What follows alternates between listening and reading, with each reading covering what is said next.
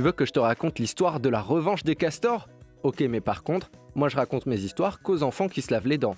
Donc attrape ta brosse à dents, ton dentifrice et tu frottes jusqu'à ce que l'histoire soit terminée. 3, 2, 1, 0. Tu te souviens de comment c'était la vie il y a 400 ans ? Quand on devait aller couper du bois pour se chauffer, chasser pour manger, et puis aller chercher de l'eau au puits. Comment ça, tu te rappelles pas ? Ah mais oui, c'est vrai que t'étais pas né. Eh bien attends, une minute, moi non plus. Bon, n'empêche, de ce que j'en sais, la vie était bien plus difficile, tu vois ? Je te parle d'un temps avant Internet et les podcasts, tu comprends ?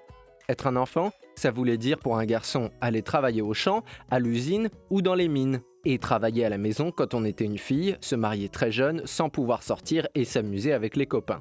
Alors tu vois, quand j'entends « c'était mieux avant », il faut vraiment se méfier des idées toutes faites. Mais surtout, c'était un peu une sale époque pour la planète et les animaux, tu vois ? Parce que globalement, on n'avait pas conscience que c'était fragile cet équilibre. On parlait pas encore de réchauffement climatique ou d'espèces en voie de disparition, alors que ça existait. Par exemple, le dodo, un oiseau trop gros pour voler qui vivait sur l'île Maurice, il a été découvert en 1581, puis tellement chassé que la race s'est éteinte un siècle plus tard. Mais en Angleterre, il n'y avait pas de dodo, il faisait pas assez chaud. Par contre, il y avait des castors et à peu près à la même époque, il y a 400 ans, les Anglais les ont tellement chassés qu'ils avaient disparu. Parce que non seulement ils pouvaient les manger, mais la peau de castor valait un peu d'argent. Mais aujourd'hui, pour la première fois, le gouvernement anglais vient d'autoriser les castors à revenir vivre dans les rivières en Angleterre.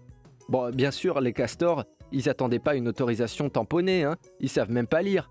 Mais l'histoire de leur retour est un petit miracle. Tu veux que je te raconte ? D'accord, mais d'abord, est-ce que tu sais pourquoi les dents du castor sont si solides ? Tu te verrais toi ronger un tronc avec tes dents à longueur de journée ? Ben non, mais lui, il a beaucoup de fer dans ses dents. Ça leur donne une grande solidité pour ronger toutes sortes de choses, mais aussi contre les bactéries. Et ça, c'est pas mal du tout. Parce que si tu te balades près d'une rivière, tu verras que parfois, il y a de drôles de trucs qui flottent à la surface. Bon, mais toi, si tu veux enlever les bactéries, il n'y a pas 36 solutions, il faut frotter tes petites dents. Je reviens à mon histoire de castor anglais. Un beau jour, en 2013, donc près de 400 ans après la disparition des castors dans cette zone, une famille a réapparu dans une rivière de la région du Devon. Et personne ne sait comment elle est arrivée là. Mais bon, on n'allait pas leur demander de repartir. Alors pendant 5 ans, on a surveillé leur impact sur la zone. Bon, ils ont fait quelques bêtises. En mangeant les mauvais arbres, il y a un champ de pommes de terre qui a été inondé. Mais, en règle générale, leur impact a été jugé positif. Parce que justement, en faisant des barrages, les castors aident à lutter contre les inondations. Comme quoi, quand la nature fournit un problème, elle fournit aussi la solution. Bon, montre-moi un peu tes dents. Fais A, fais I. C'est pas mal ça, bien blanche comme il faut. Tant pis pour vous les caries. Allez maintenant, au lit.